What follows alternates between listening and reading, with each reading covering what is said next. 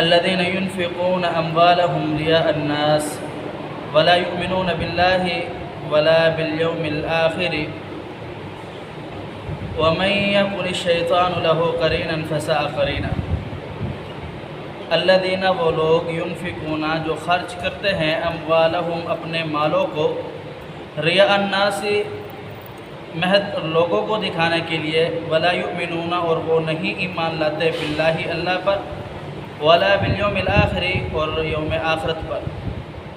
ومن یکن الشیطان لہ قرینا فساء قرینا، شیطان ان کا دوست ہے اور یہ بہت برا دوست ہے۔ اللہ رب العالمین نے قرآن پاک کے اندر جا بجا منافقین کی نشانیوں کو بیان فرمایا ہے۔ جب رسول اللہ صلی اللہ علیہ وسلم کا دور تھا تو آپ علیہ السلام پر وحی نازل ہوتی تھی اور منافقین کا اللہ رب العالمین وحی کے ذریعے سے پیارے حبیب پیغمبر علیہ السلام کو بتا دیا کرتے تھے جب ضرورت پیش آتی۔ لیکن پیارے حبیب پیغمبر علیہ السلام کے جانے کے بعد اگر آپ اس کے بعد کسی پر منافق ہونے کا یا کفر کا فتویٰ نہیں لگا سکتے۔ نبی کریم صلی اللہ علیہ وسلم کی حدیث ہے، آپ علیہ السلام فرماتے ہیں کہ اگر کسی نے کسی کو لعنت دی ہے وہ لعنت کا مستحق نہیں ہے تو پھر آپ لعنتی ہو گئے۔ اگر کسی نے کسی کو کافر کہا ہے وہ کافر نہیں ہے تو پھر آپ کافر ہو گئے۔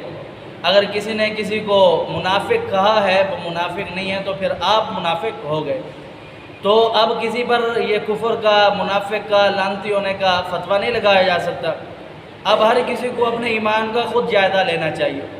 قرآن و حدیث کے اندر منافقین کی متعدد مثالات کو اللہ کے رسول پیارے حبیب پیغمبر صلی اللہ علیہ وسلم نے بیان فرمایا اور رب کے قرآن نے بھی بیان فرمایا۔ نبی کریم صلی اللہ علیہ وسلم کی حدیث سے آپ علیہ السلام فرماتے آیت المنافق ثلاث اذا حدث کذب واذا وعد اخلف واذا اؤتمن خان۔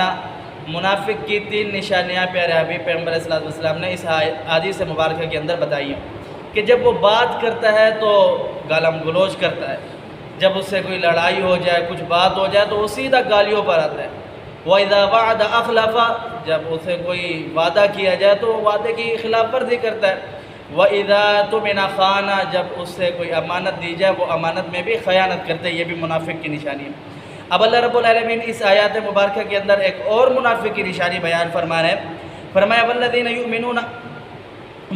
يُنْفِقُونَ أَمْوَالَهُمْ رِيَاءَ النَّاسِ وَلَا يُؤْمِنُونَ بِاللَّهِ وَالْيَوْمِ الْآخِرِ، جو لوگ اللہ کا مال دیا ہوا مال لوگوں کو محض دکھانے کے لیے خرچ کرتے ہیں، یہ بھی منافق کی نشانی ہے۔ اور فرمایا جو لوگوں کو مال دکھانے کے لیے خرچ کرتے ہیں ان کا اللہ اور یوم آخرت پر ذرا برابر بھی یقین نہیں ہے۔ اگر اللہ اور یوم آخرت پر یقین ہوتا تو پھر وہ لوگوں کو دکھانے کے لیے مال خرچ نہ کرتے، اللہ رب العالمین کی رضا کے لیے خرچ کرتے۔ تو خرچ کرنے کے بے شمار طریقے ہیں۔ یہ بھی طریقہ ہے کہ ایک ہاتھ سے دے دوسرے ہاتھ کو پتہ نہ ہو، اور یہ بھی طریقہ ہے کہ اس انداز سے مال دیا جائے تاکہ لوگوں کو بھی ترغیب دلائی جائے کہ اللہ کی راہ میں مال خرچ کرنا ہے۔ اللہ رب العالمین نے انسان کو جو دل دیا ہے یہ ایک بہت بڑی اہمیت والا دل ہے۔ یہ انسان کو خود بتلا دیتا ہے کہ میں کیا کر رہا ہوں اور کیوں کر رہا ہوں۔ اب کسی پر کوئی فتویٰ لگائے اس سے بہتر یہ ہے کہ انسان خود اپنے دل سے سوچ لے۔ آگے رب تعالیٰ فرماتے ہیں وَمَن يَكُنِ الشَّيْطَانُ لَهُ قَرِينًا فَسَاءَ قَرِينًا، یہ شیطان کا دوست ہے۔ جو لوگ مال کو اس انداز سے خرچ کرتے ہیں کہ لوگوں میں ہماری واہ واہ ہو، فرمایا شیطان برا دوست ہے۔ نبی کریم صلی اللہ علیہ وسلم کی حدیث سے آپ علیہ السلام فرماتے ہیں کہ روز قیامت کا دن ہوگا، سب سے پہلے جن سے آگ بھڑکائی جائے گی، جہنم بھڑکائی جائے گی، وہ تین شخص ہوں گے۔ ایک عالم دین ہوگا، ایک سخی ہوگا، ایک مجاہد ہوگا۔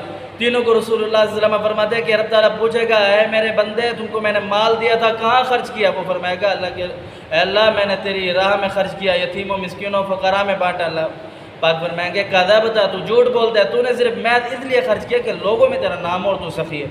جہادی مجاہد سے پوچھا جائے گا کہ تجھے میں نے ایک نعمت دی تھی، جان دی تھی، یہ بہترین نعمت ہے، اس سے بڑی کوئی نعمت ہے نہیں، تو نے یہ جان کیسے خرچ کی؟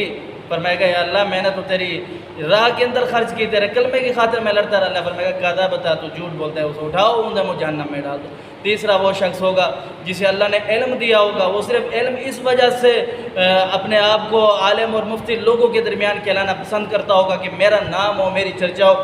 اللہ پاک اس سے پوچھیں کہ تجھے میں نے علم جیسی عظیم نعمت دی تھی، کہ جس کی مثال رسول اللہ صلی اللہ علیہ وسلم بیان فرماتے ہیں کہ عالم کی مثال ایسی ہے کہ وہ رات کو سو کر کے گزارے اور عابد بندہ رات کو تہجد پڑھ کے گزارے، پھر بھی عالم کی رات سوئی ہوئی زیادہ بہتر ہے۔ میں نے تجھے علم دیا تھا، کہاں کیا؟ وہ کہے گا کہ یا اللہ میں نے تیری راہ میں لوگوں کو اس علم سے آگاہ کیا، لوگوں کو میں نے یہ علم سکھایا۔ اللہ فرمائے گا کذبتا، تو جھوٹ بولتے، اٹھاؤ اسے، انہیں جہنم میں ڈال دو۔ تو جو عمل کرنا چاہیے میں اللہ رب العالمین کے لیے کرنا چاہیے۔ اللہ پاک سمجھنے عمل کی توفیق دے۔ اقول قولی ھذا استغفر اللہ لی ولکم ولسائر المسلمین۔